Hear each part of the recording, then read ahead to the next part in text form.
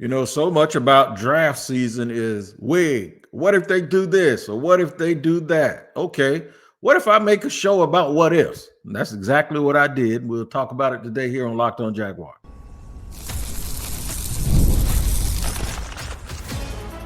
You are Locked On Jaguars, your daily Jacksonville Jaguars podcast. Part of the Locked On Podcast Network, your team every day. It is your team every day here on Locked On Jaguars. We thank you for making us your first listen. We appreciate you spending 30 minutes with us each and every day talking about the Jacksonville Jaguars. I'm Tony Wiggins, the host of the Locked On Jaguars podcast that you can find wherever you get podcasts. Make sure you tap in wherever that is, whether you watch or listen, so you do not miss an episode. Thank you to the everydayers for joining us. And if it's your first time, I hope you enjoyed the show. Let me give you a little bit of a roadmap as to where we'll end up and how we'll get there. We're going to end up talking about the Jags moving back into the draft. This is the what if show. What if the Jags move back in the draft? Who would they be targeting? A very interesting layered conversation that we will have here today. What if the Jags didn't have Trevor Lawrence?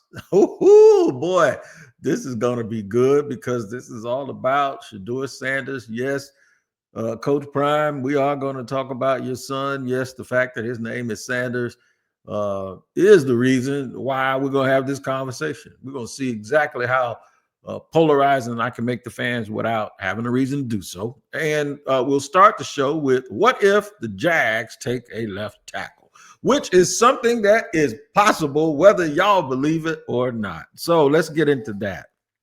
First of all, they would have to believe that their tackle position with an S can be upgraded.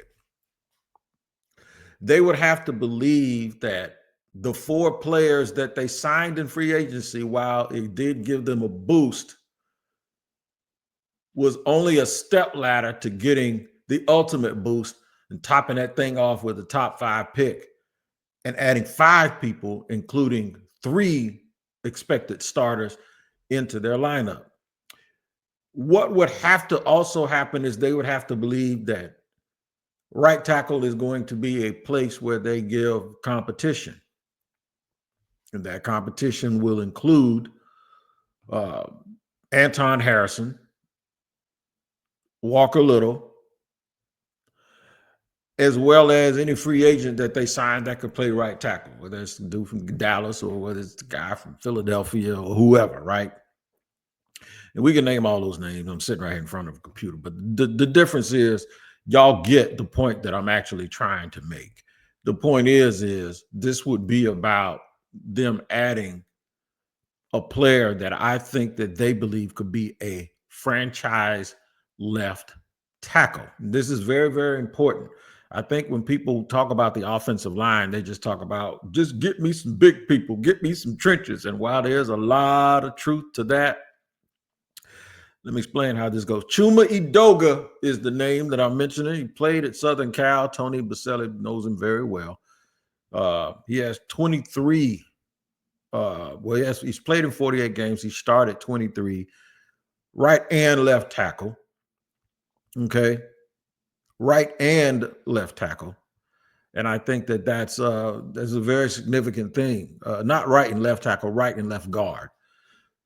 So what if they wake up and they're doing these evaluations and they have a Hall of Fame offensive lineman in the room and Liam Cohen is there and James Gladstone and the other scouts? And what if the argument breaks out about Will Campbell? And all of this talk about his arms being a quarter of an inch or a half inch too short, or he's better suited at guard, or this, that, and the third. What if the executive vice president of the Jacksonville Jaguars, Hall of Famer Tony Baselli, looks at Will Campbell and says, "You crazy, that kid can play left tackle in the league. Best left tackle in the draft." And they believe it. And the draft goes Travis. Well, I'm sorry, Cam Ward 1, Travis Hunter 2 to Cleveland. The Giants bite and take Shedeur Sanders, who we'll talk about in segment 2 here with Jacksonville. And then the Patriots sit there and they go, you know what? We can get the guy we want at number 6. Go ahead, come on up here and jump the Jaguars, Las Vegas, and take your running back. Now Jinky goes 4, right? Or the Jets want to move up and take Abdul Carter or whoever, right? But the point is that if you're New England, you drop back a little bit. And maybe you target Mimbo or something like that, right? Or Mimbo. Or Mimbo. And the Jaguars are sitting there at 5, and they have their choice of the offensive lineman, they have their choice of Mason Graham. But if they like Mason Graham, but they go, you know, we can really, really, really, really cross the T and dot the I on our offensive line, and I actually like Will Campbell. What if Baselli, the resident offensive lineman, the resident Hall of Famer, the EVP, puts his stamp on Will Campbell? And what if James Gladstone also likes Will Campbell? What if they take Will Campbell at left tackle? And we've been sitting there this whole time singing the praises of all of these other guys, listening to all of the pundits from around the National Football League, and the obvious pick is sitting there right in your face, and you didn't even realize it. And they look at it as, okay, look, here's what we're going to do. Bring him in. We believe he's a career left tackle. If Walker Little can beat him. Prove us wrong. Because at the very least, we'll slide him right into left guard, and we'll make Ezra Cleveland our swing guy. Somebody who makes a lot of money is going to be a swing offensive lineman on this team. We're killing it right now. We're getting rid of this offensive line problem. We're going to have a starting left tackle, because out of all the guys they brought in, Macari can play left tackle in a pinch, but that's probably not where he's best suited. Anton Harrison played left tackle in college. If he was best suited there, well, I would say we would have thought that the Jaguars' past coaching staff would have given him a chance to play it, but I wouldn't put nothing past them to get past them. So, no, I ain't going to say that. Then you just look at it like competition. The worst thing that can happen is Walker Little steps up and he's good. Anton Harrison holds the fort and he's good. Well, then now you got 2 choices. Now, Pat McCarry can go and play left guard and beat Ezra Cleveland out, and you can take Will Campbell and put him at right guard, and he can be your eventual left tackle. David Deal did that for the Giants back in the day, and they won Super Bowls with him. But let's just get the talent into the building, and let's be true to our word that we're going to dominate in the run game. And those 4 people we signed, while we like all 4 of them, they injected talent and ability into the middle and to the bottom of their team to create a situation where there's real competition for all 9 positions, and that the Jaguars had a lot of dead weight on the second half of their offensive line room. That's what that can mean. You know, multiple things can be right at the same time. Yeah, they need an influx of big-time talent, but they also needed to push out some of that other talent, because they didn't have anybody pushing anybody. And the guys that they had weren't good enough. But nobody was really pushing those guys. So either guys are going to be in development and you're trying to get something out of them, or they're just going to be stopgap guys until you can find something else. This might be the year where the Jaguars, I don't think they're done on the offensive line, by the way. I think they're going to add one person, whether it's first, second, third, or fourth round. They're going to add another player to the mix, and you're going to look up and there are going to be 5 new offensive linemen on this team. And if somebody else steps up, maybe even 6.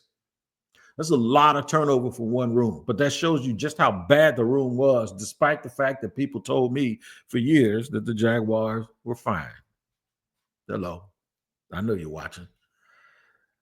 What if? Let's keep going with the what ifs. What if the Jags didn't have Trevor Lawrence? That was an odd one that came up.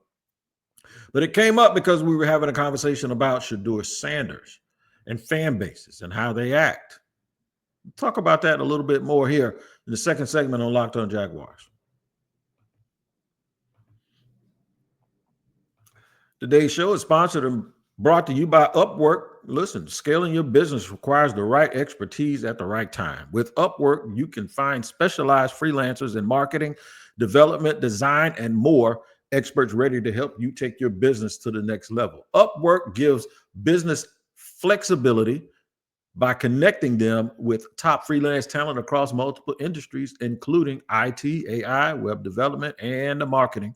Whether you need extra hands for a project or long-term partner, Upwork makes hiring simple and affordable. You just got to find the right talent, man. And if you need help with a marketing campaign, Upwork can connect you with a freelance expert who delivered incredible results. Visit Upwork.com right now and post your job for free. That's Upwork, UPWORK.com, Upwork.com to connect with top talent and grow your business today. All right, let's move along here on our What If show, or our What If. Somebody said back in the day, if was a fifth, then we all be drunk. Yeah, there's another one that people say too, but I ain't gonna say it because it's not friendly to the world these days. But it used to be funny to me anyway. But something about a mustache. But anyway, let's get to what if the Jags didn't have Trevor Lawrence? This came up because there are people that believe this team ain't gonna never be good as long as Trevor's the quarterback. I disagree with that. I think that is totally inconclusive. But I understand the headache and the hangover that has come with people making that statement because of the team that they've been following all of this time. They haven't given them a whole lot to be really happy about or engaged or enthusiastic or optimistic about, because people will believe these are the same old Jaguars until they stop being, well, the same old Jaguars. But I will tell you this. I do believe that people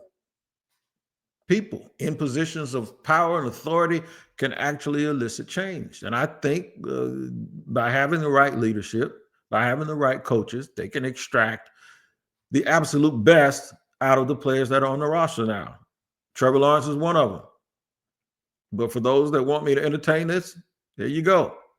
If they didn't have Trevor Lawrence, they would be trying to get a quarterback, and they would be one of those teams desperate to grab one. Would the Jaguars, let's say, be in the Shedeur Sanders market? I don't know. They might be more in the Kirk Cousins market and even the Brock Purdy market, to be honest with you.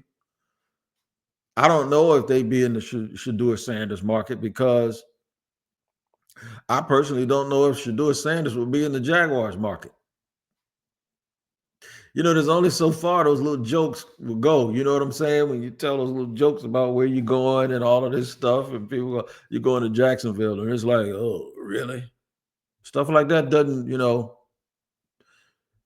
go too well when you're sitting there looking at a team that might pick you at 5. Those are the things that I think, Prime has even said some things about Jacksonville. It had something to do when Jackson State was coming there. He said, what are we going to Jacksonville for?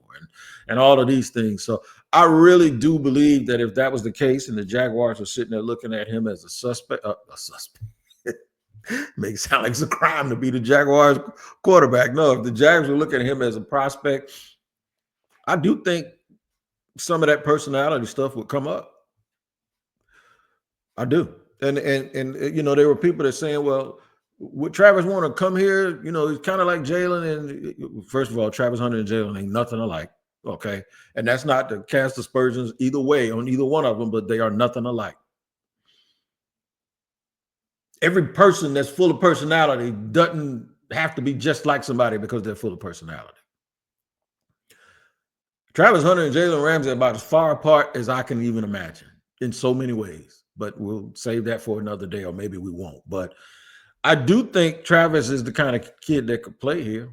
I think Shedeur is the kind of kid that could play here. I just think Shedeur is the kind of kid that people might wonder whether or not he could play here. And those would be the big talking points of what if the Jaguars didn't have Trevor Lawrence. They'd be trying to find a quarterback, and they'd be looking at everybody. You'd be hearing teams talk about the Jaguars trading up back into the first round to take Jackson Dart,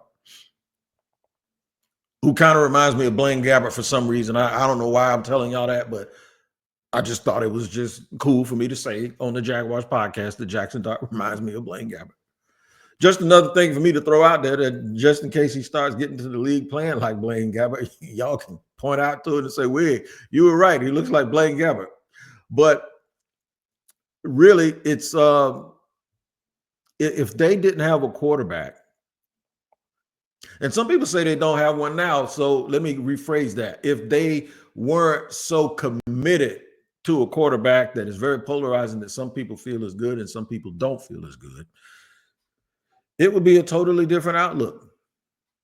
Maybe the talk would be you can't draft a quarterback right now because the offensive line isn't any good. I heard that one this morning about Ashton Genty. Like I keep telling people, there's no time. There's no perfect time to draft good players. There's really never a perfect time if you're a bad team to be passing up on good players just because you think you ain't got enough good players to draft that good player. So you pass him up as if he's just going to outer space and you ain't got to play against him for the next 10 years. That's the part of this that I don't get when people go, "Oh, no, we ain't ready for him yet." Oh, you're going to be ready for him whether he's on your team or he's running up and down the field and you chasing him every Sunday. If he's in your division twice a year, you're going to be ready for him whether you're ready for it or not. So, yeah, the Jags, it would be totally different right now. And I said that to put this in perspective. Y'all better appreciate Trevor a little bit. Appreciate that the Jaguars think enough of him and appreciate the fact that he has done enough. And this is a credit to him. Despite the fact that, he had all of these adjectives attached to his name, generational, comparing him to John Elway and Patrick Mahomes and Andrew Luck, which I never thought, I never understood why people would compare him to Andrew Luck, like Andrew Luck just had this wonderful, wonderful career or something. But the thing that people have to realize is there's almost, even if you don't think he's as good as all of those people, Trevor has earned the right now to still be in control of his own team. Y'all might think, okay, well, he ain't worth $250 million or whatever, but there's a whole bunch of people you can say that about around the league. Kirk Cousins, I mentioned him earlier, he made almost $400 million. He ain't never been worth half of that for a whole career. But his argument could be I was worth it because somebody was willing to give it to me. I think we get caught up with the money. But the thing that I want to point out about Trevor is, one, this isn't charity. He's played well enough to be in this position. He has to do better, and we'll admit that. But the thing is the position he's in, he's on a team that believes in him, that is looking at his position like we're good there. So now they can go out and do things like I talked about in the first segment, and that is draft offensive linemen and sign 4 offensive linemen in free agency. They can take their time and focus, not even just about the money, the fact that he was on a rookie deal now and he's not on a rookie deal. Good. Now you got even more focus on the fact that now we have to be really, really judicious on how we build this team around him. And now we have to be better at our jobs. So this was a good time for us to get rid of a GM that wasn't real good at day 2 and day 3 picks, and go out and get people that come from places that have a track record of lining those day 2 and day 3 picks up with what your franchise needs and getting success from it. This is a blessing for Trevor to be in that situation. If Trent was still the GM, I would say, yeah, you're right. But now with new people that can do better on day 2 and day 3, these things are going to uplift Trevor Lawrence. These are going to make him play better, which makes the team play better. And the whole thing kind of lifts all on its own. So the blessing in this is you have people that have gotten here that believe that they can do, and they really, really believe. They're not here just trying it, that they really, really have a good enough player in Trevor Lawrence to get to where they need to go. And now all of their focus is on insulating and arming him. And this is all I've ever said they needed to do since 2020. And to their credit, they tried. They just weren't very good at it.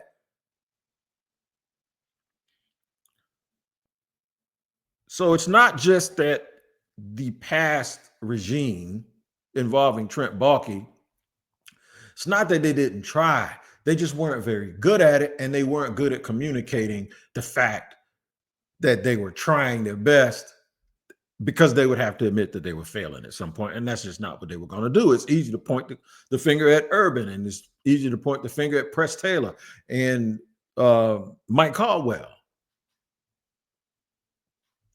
And Tony Khan, they kept blaming him for stuff, not Trent, but everybody else did.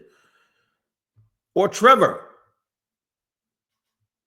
I think we have a group of people now that are going to look for solutions and not going to try to solve problems. And I think that that's a big part of why they needed to move on. And y'all need to be glad the Jaguars have Trevor Lawrence. What if the Jags move back in the draft? That's something that we'll discuss here in just a second on Locked On Jaguars. First, I got to let you know that today's show is brought to you and sponsored by Amazon Fire TV and Locked On. You're right. Did you know your Fire TV is also an Xbox? You didn't know that, did you? Turn any TV into your gaming and entertainment hub with Fire TV Stick 4K devices. No console required. Just grab your paired controller, subscribe, or sign in to Xbox Game Pass Ultimate with EA Play included, and you're ready to play. Dive into hundreds of premium titles from EA Sports College Football 25 to Call of Duty, Black Ops 6, and Avowed as easily as you stream your favorite shows. It's gaming made simple, and it's all on your Fire TV. Listen, man, this is what you need to do. Head to Amazon.com/Fire TV Locked On to get started. Xbox Game Pass Ultimate subscription and compatible controller required. Available on select devices, including Fire TV Stick 4K, second generation, and Fire TV Stick 4K Max, first and second generation, and Fire TV Cube, third generation.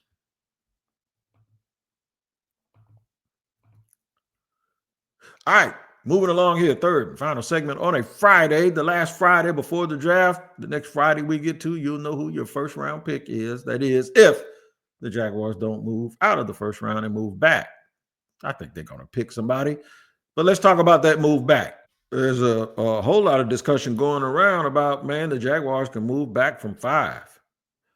And somebody wants to move up and take Ginty in front of them. Or somebody wants to move up to get Abdul Carter. I just gave you a scenario where Abdul Carter was still on the board and the Jaguars took somebody else.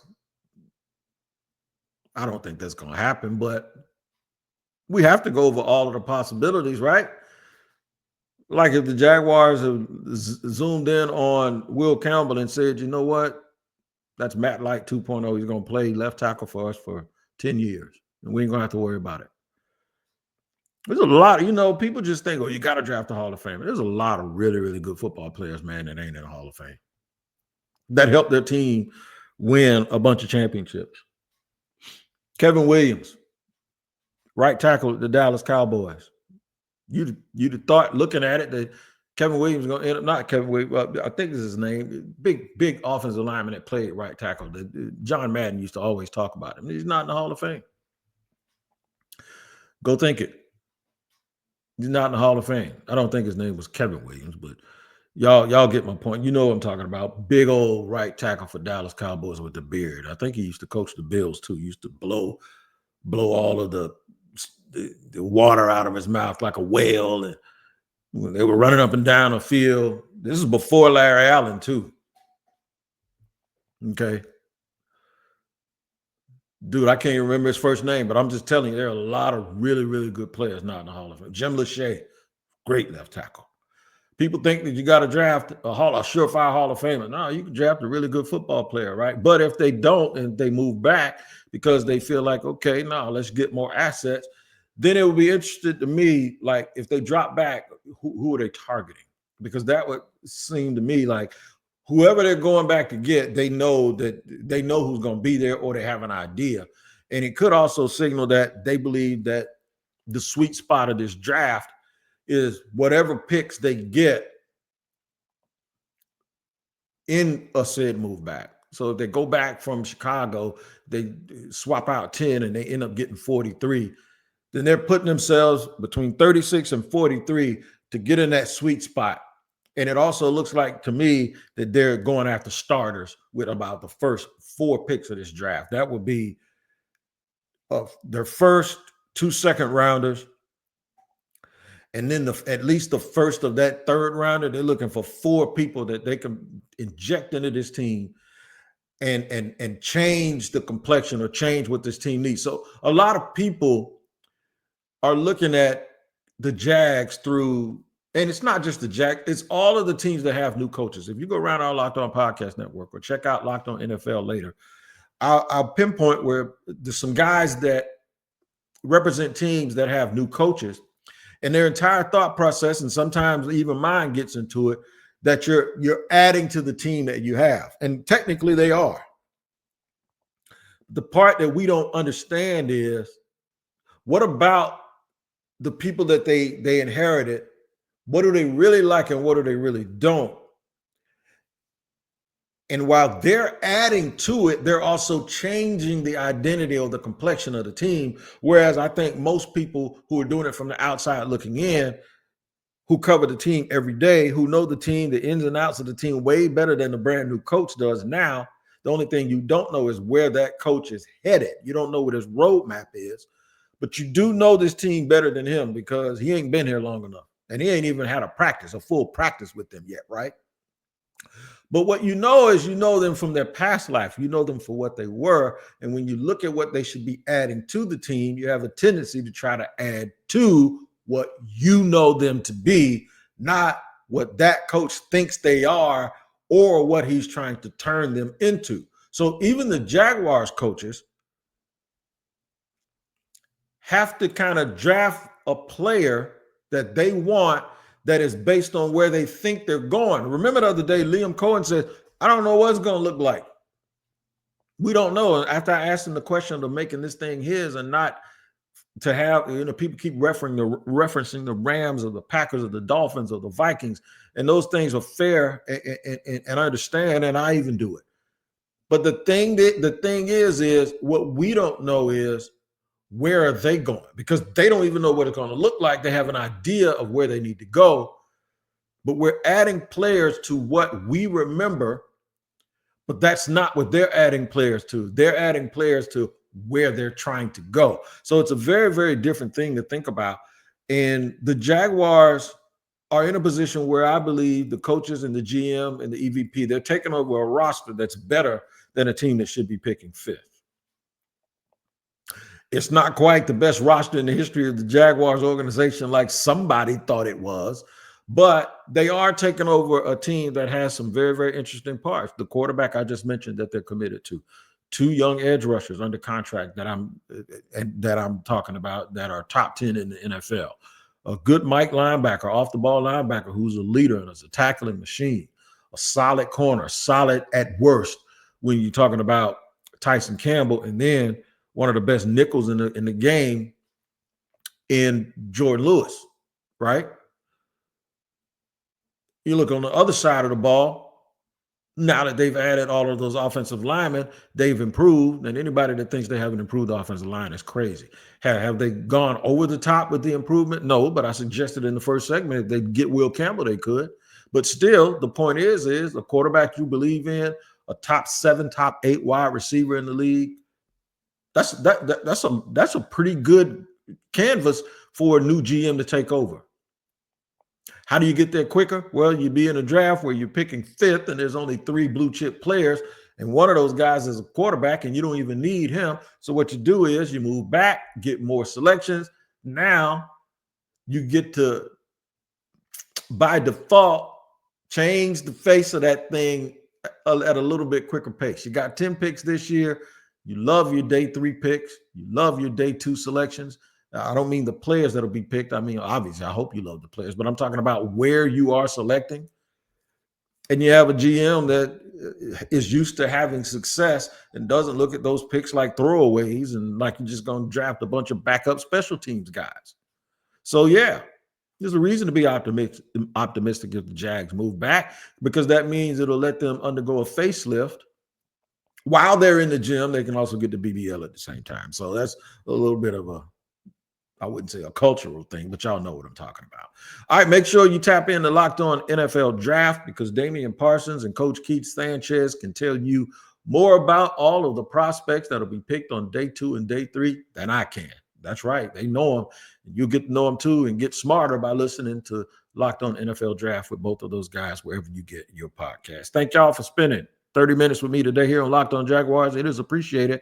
Start draft week on Monday. We'll see you then.